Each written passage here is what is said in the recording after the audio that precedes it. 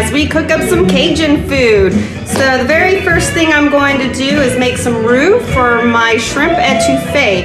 And to make the roux, you get 4 tablespoons of butter. I'm going to go ahead and use this nice pot right here that I have. It's a Dutch oven. I'm going to use 4 tablespoons of butter in there.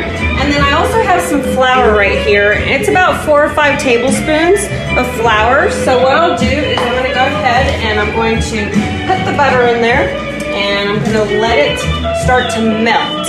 And once it starts to melt, as you can kind of see over here, then I'm going to start to add the flour in there. And in order to make roux, it's all about the color. And so once we mix the flour into the butter, I'm going to start to stir pretty fast so that the butter doesn't burn. And I'm going to start to wait for it to turn like a nice golden color. And once you get like a nice golden color, then you are pretty much there in making your roux.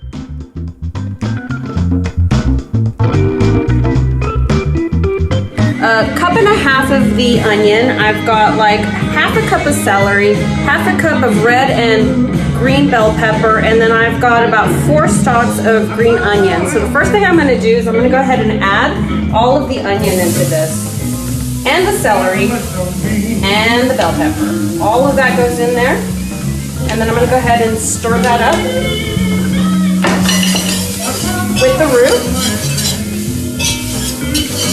for a couple of minutes.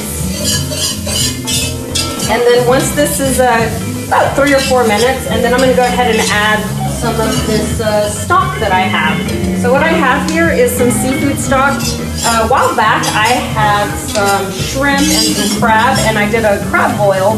And so what I did was I went ahead and I kept all of the liquid broth from that crab boil, and I made a seafood stock. So today I'm going to use about 2.5 cups of this seafood stock that I'm going to put into this mixture over here. And this is what it looks like right now. So I've got all of the veggies. I've got celery, onion, bell pepper in there, and the next thing I'm going to add is some garlic. I'm gonna add about there's like half of a teaspoon. I'm gonna add a little bit more to that. Let's go ahead and do like a whole, I would say like a whole tablespoon right there of garlic. I love garlic, so the more garlic, the better.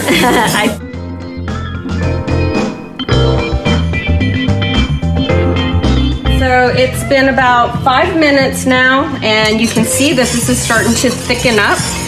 It's a little thick for me, so I'm gonna go ahead and add, I still have some stock here. I'm gonna add maybe like a half a cup more stock in there, just to kind of help thin it out just a little bit there. So we're gonna go ahead and stir that up there. And the next thing I'm gonna do is I'm gonna go ahead and add some tomatoes. This is 1 can of Rotel. So I'm just gonna throw the Rotel in there like that and start to stir that around. Kind of let that cook just a little bit right there.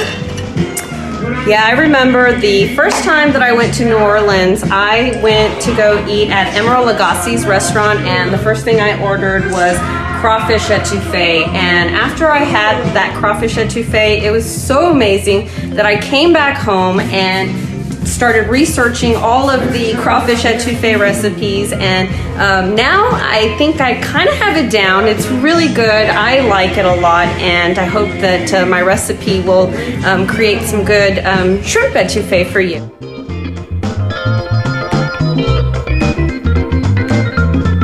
Thickening up here, and so now at this point what I'm going to do is I'm going to go ahead and add this is 2 pounds of shrimp right here.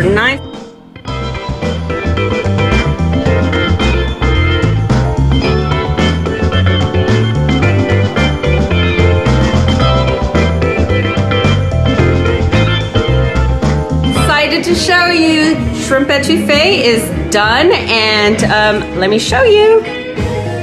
There it is. Oh yeah, look at that.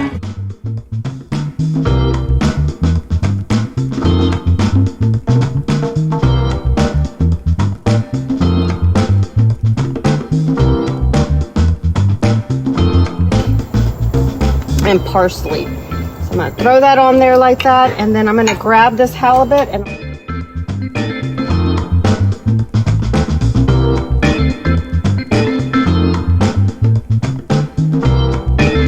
for your 5 minutes.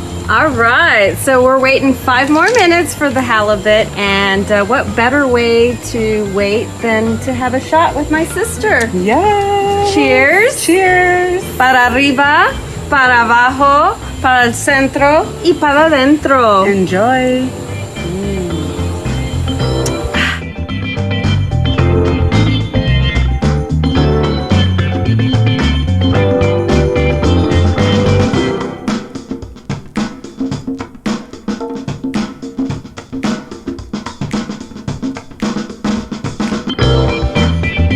And there we go, nice and plated.